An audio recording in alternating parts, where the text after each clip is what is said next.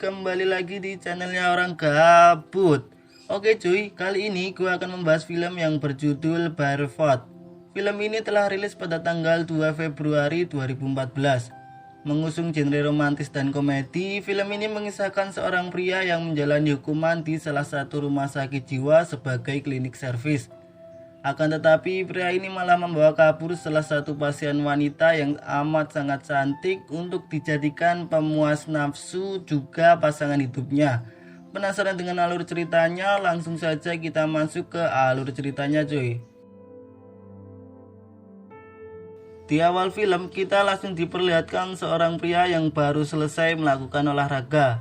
Kalian pasti tahu dong olahraga apa itu? Pria ini bernama Jay.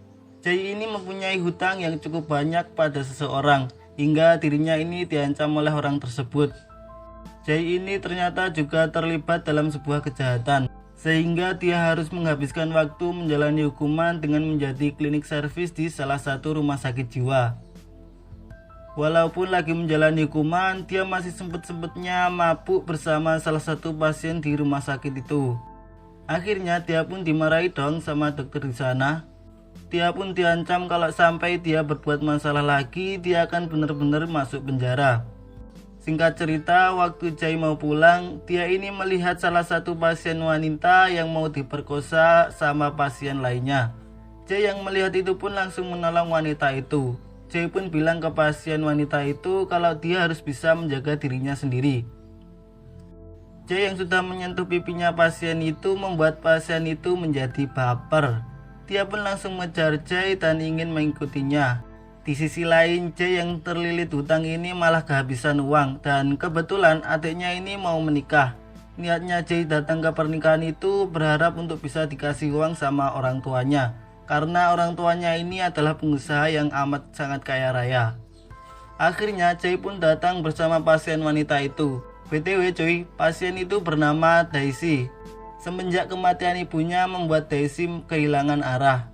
Makanya Daisy ini dimasukkan di rumah sakit jiwa. Daisy ini punya kebiasaan buruk cuy, yaitu tidak suka menggunakan alas kaki. Jadi dia ini lebih suka nyeker. Ya namanya juga agak waras. Dia pun dengan polosnya bertanya ke Jay apakah mereka ini pacaran. Jay pun hanya mengiyakan. Singkat cerita, sampailah mereka di rumah Jay. Jay pun masuk dengan menggandeng Daisy. Mereka pun bertemu dengan ibunya Jay dan langsung dikenalin kalau Daisy ini pacarnya. Jay pun juga bertemu ayahnya. Di sini terlihat Jay yang kurang akrab dengan ayahnya. Sampailah di acara keluarga, Daisy pun turun dengan pakaian yang seksi dan bertemu dengan keluarganya Jay. Jay pun senang karena Daisy ini gak gila-gila amat. Keesokan harinya Daisy ini berinisiatif untuk membersihkan kamar mandi. Jay pun kaget karena yang membersihkan kamar mandi itu tugasnya pembantu. Di situ Daisy pun cerita kalau dia ini sudah terbiasa membersihkan kamar mandi. Dia pun bercerita kalau dialah yang membunuh ibunya. Karena itulah dia dimasukkan ke rumah sakit jiwa. Jay pun kaget mendengar hal itu. Esok harinya Daisy malah didandanin sama ibunya Jay sampai dia menjadi cantik banget cuy. Jay yang melihatnya pun malah jadi tegang. Ayo apanya yang tegang? Tibalah di hari pernikahan adiknya Jay. Di sini Jay pun berdansa dengan Daisy. Daisy ini memiliki masalah yang kelam cuy. Dia tidak pernah sekolah, karena itulah tingkah lakunya agak aneh. Semenjak Jay datang di kehidupannya, dia pun menjadi bahagia. Hingga Daisy pun mempunyai kesempatan berdansa dengan ayahnya Jay. Dan ayahnya Jay penasaran dengan hubungan mereka dan siapa sih si Daisy ini sebenarnya. Hingga penyakit edannya Daisy pun kambuh. Akhirnya Jay pun berbicara yang sebenarnya pada keluarganya kalau dirinya adalah seorang klinik servis dan Daisy ini adalah pasien rumah sakit jiwa. Ayah dan ibunya pun langsung marah dong. Kemudian Jay dan Daisy pun kabur menggunakan taksi. Mereka pun balik ke garasinya bapaknya itu untuk membawa salah satu mobil. Daisy pun seneng banget lah mau naiki mobil itu. Tapi kebahagiaannya Daisy pun tidak lama.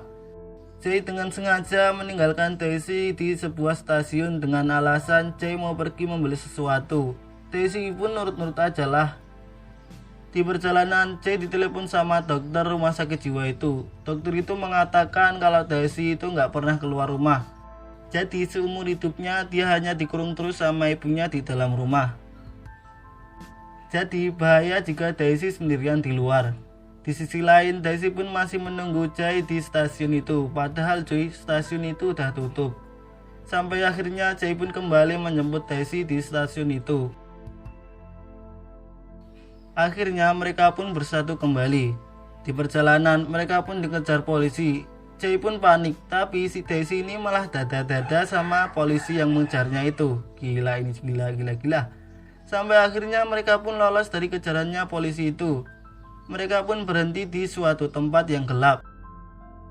Malam itu hasratnya Jay pun berontak. Dia pun langsung menghampiri Daisy dan mengajak untuk mantul-mantul. Daisy pun bilang kalau dirinya masih perawan dan akhirnya mereka pun malah mengobrol. Keesokan harinya mereka ini mampir ke sebuah pasar malam. Daisy pun seneng banget lah diajak ke sana. Sampai-sampai dia bilang kalau hal itu terbaik dalam hidupnya. Selanjutnya mereka pun bingung mau pergi kemana karena Daisy ini nggak mau balik ke rumah sakit jiwa. Dokter rumah sakit jiwa itu kembali menelpon dan akan melaporkan Jay ke polisi karena Jay membawa kabur pasiennya.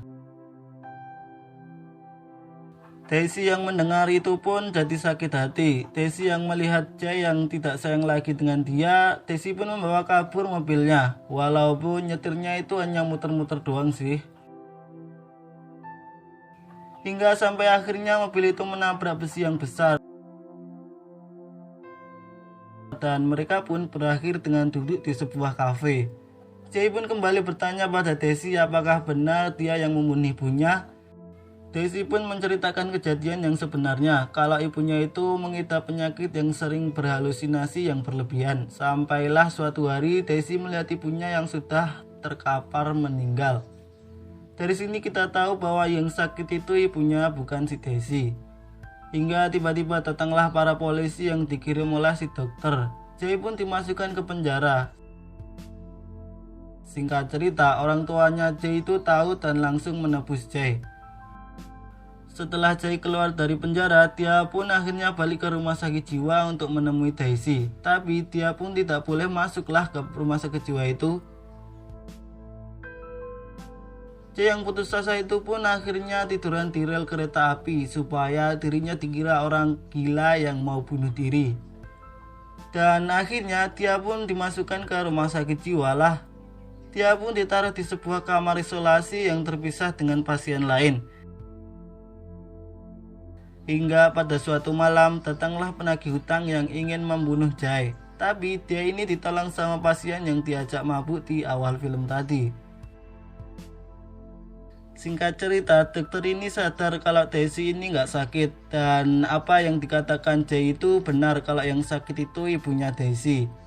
Dokternya pun akhirnya membebaskan Jay dan Daisy dari rumah sakit jiwa itu dan mereka pun kembali bersatu lagi. Film ini pun berakhir dengan bahagia karena hutang Jay ternyata sudah dibayar sama ayahnya. Dan Jay pun sekarang bebas untuk menikmati si Daisy ini. Oke cuy, jadi pelajaran hidup yang dapat kita ambil dari film ini adalah kita tahu bahwa jodoh itu akan datang dengan cara yang tanpa kita sadari. Jika kalian mendapatkan hikmah lain dari film ini, kalian bisa tuliskan saja di kolom komentar. Karena gue sibuk berfantasi cuy. Oke cuy, gue udah Wicak pamit undur diri. Sampai jumpa di video berikutnya. Billahi taufiq wal hidayah. Wassalamualaikum warahmatullahi wabarakatuh. Dan salam orang gabut.